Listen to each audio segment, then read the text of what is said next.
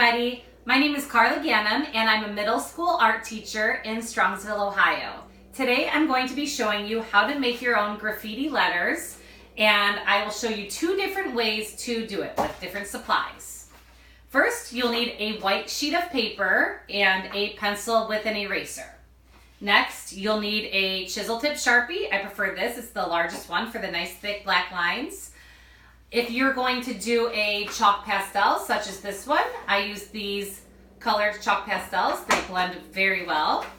Or you can do a watercolor look, which I will be demonstrating today. For this, you'll need Crayola markers, a cup of water, and any size paintbrush will do. Lastly, in order to frame it, this one I just glued onto my sketchbook. This one I glued onto a piece of paper, so optional, you can have a colored piece of paper that you're going to glue it onto, or you might want to laminate it, so a bottle of Elmer's glue, and of course scissors to cut it out with. Alright, join me in making this awesome project. To start, we're first going to choose what name or word you want to do in the graffiti style. I'm going to choose my name, which is Carla, so I'm just going to write it up here just to space it out. So my name has 5 letters, and I do have a middle letter. If your name is Jack, or anything that has 4, 6, 8 letters, you don't have a middle letter, so you just kind of have this space in the middle. Now, instead of just starting to draw the letters nice and large on this sheet of paper, I'm actually just going to use horizontal lines to line up where the letters are going to be. So I'm going to do one in the middle, one here, one here. And the reason I'm doing this is because if I decide I want to change these, I don't have to erase the whole letter. I just have to erase a part of this line. So maybe I want my middle letter to be a little bit shorter so I can squeeze in these other ones. Notice how lightly I'm sketching. That's because I do a lot of erasing. So if you sketch light, the erasing is going to be a lot easier. So this kind of shows me exactly where I'm going to have my letters. With this style, they will overlap a little bit, so it doesn't have to be exact, but it helps. 1, 2, 3, 4, 5. Those of you that like to be more mathematical, you can definitely measure it out and make it exact. So there's 3 rules to making graffiti style letters. The first one is you want to make your letters in all caps. Okay, capital letters only, and then you also want to space them apart. The second rule is you want to add something to make them a little bit longer, either going higher than the line or lower than the line. So you want to stagger the height. And then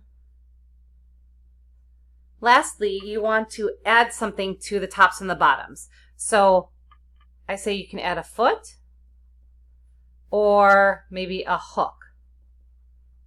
So a hook just kind of reminds me of a hook from a fishing rod. A foot is something that it just stands on. Think of if you're drawing like an upside down T. All right, so the first thing I'm going to do is I'm going to write my name in all caps.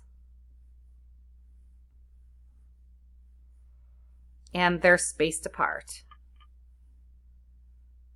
Next, I'm going to stagger the height. So I can't really make my C larger or longer without erasing the whole thing. So I'm just going to kind of ignore the C. The A, I can make that a little bit longer up there on the R. I can make this longer. Maybe I'll make that even longer than the original one. And then I'll just do the same thing to the A. And that way you kind of have it looking a little bit more unique. So I'm going to add a foot and a hook to a lot of these. There's a foot there. Maybe I'll do a little hook in. This takes a little bit of practice, so you know, start this in your sketchbook. If you don't trust yourself doing it on your final, maybe make that there. I'll do a foot on the top of the A. Maybe I'll do a hook on the C. And that'll kind of give it a little bit of height going up. And I think that's good. Lastly, what we're going to do is we're going to make copycat lines around all of these. So I'm actually going to do this in a Sharpie so that you can see it a little bit better, and then you can see which lines are going to be erased. So the copycat lines should stay equal distance away from the original letter. So you don't want some of it too close and some of it too far away. And then, like I said earlier, I do want these to overlap a little bit. And we are going to cut it out, so it makes that a little bit easier. Don't forget to do the copycat lines inside of the bubbles of letters, like A, R.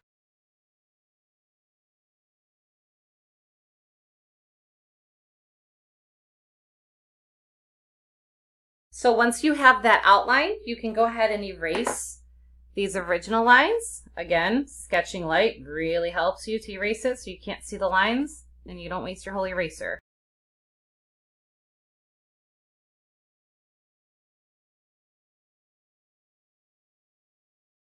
Once you have the inside lines erased, I'm going to show you how to make these pop a little bit.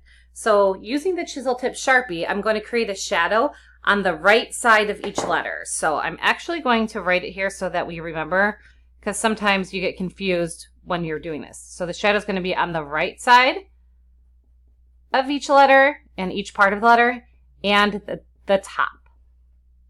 So if you look at the chisel tip Sharpie, you see that it's on an angle. So that immediately gives you a nice thick edge. Okay, so I'm going on the right side of each part of each letter.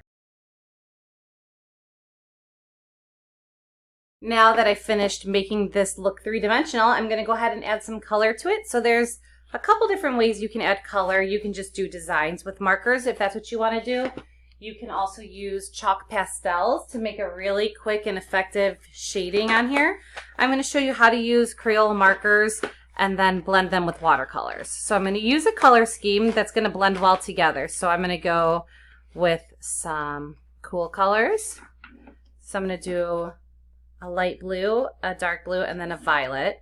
And again, we're going to be cutting this out, so I'm not going to worry about getting outside of the lines. And I'm just kind of coloring the top portion of this with the light blue. I'm going to be adding water to it, so it's going to blend, so you don't need to color the whole thing in. Sometimes if you color too much in, it actually blends and it doesn't give the watercolor effect. It's just a little bit too much color.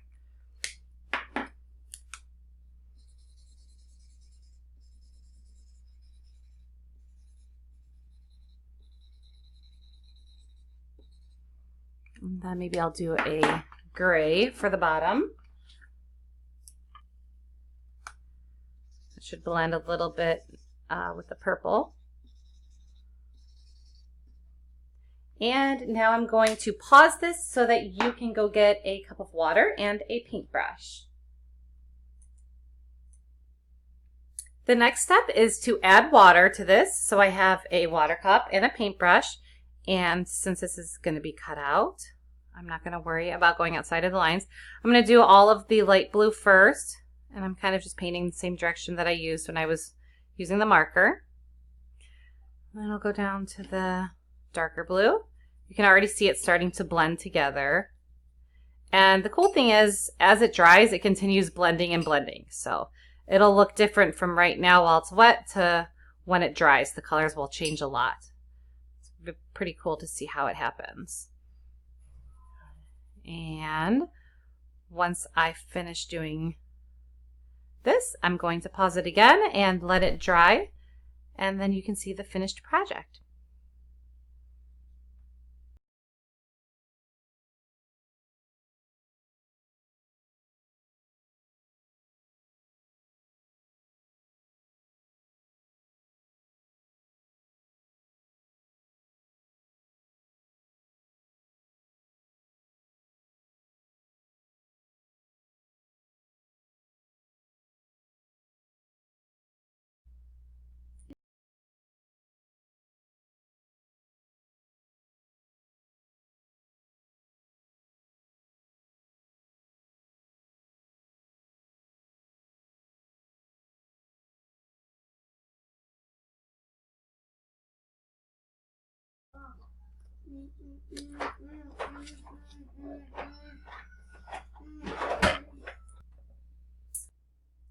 Now that your names are all finished drying and they are cut out, you can choose how you want to finish them.